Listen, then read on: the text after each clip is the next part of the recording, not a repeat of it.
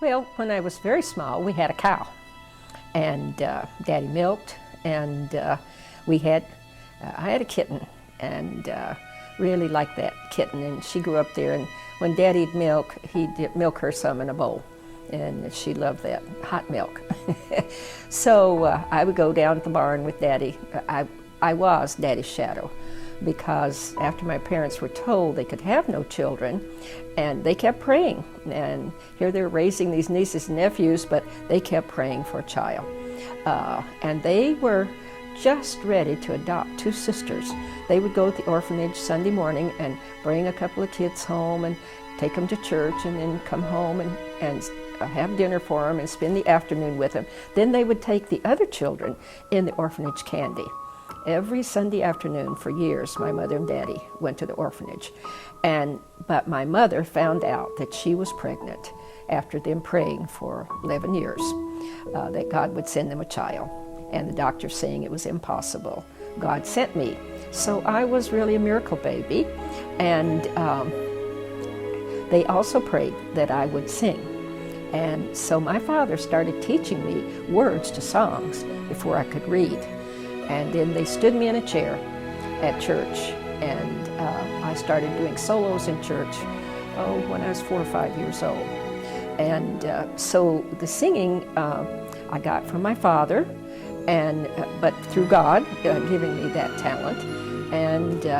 But we had all kind of animals in our backyard. We lived in the city still, but Daddy and Mother ended up buying a couple of lots and had to move the house back that they first built 40 feet because they found out the front porch was sitting in the middle of the street. And of course, there was no street or anything there. When they built it, it was just farmland.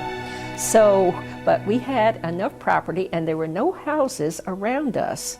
So we could have cows and chickens, which we did. And so I grew up with animals. But I had a dog one time, and the dog just created too much problems, and so Daddy got rid of him, and I was very sad, but I got to keep the cat. And she lived to be about 19 years old, and they had to put her to sleep after your father and I got married.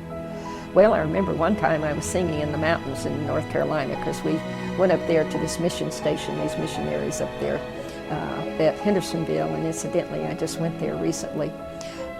Couldn't find the place. Hendersonville had changed so much since I was a teenager.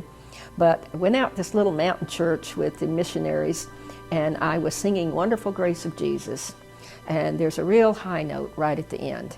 And I opened up my mouth and nothing came out. Now that's very embarrassing. Particularly when you get to the highlight of the song and you open your mouth and nothing comes out.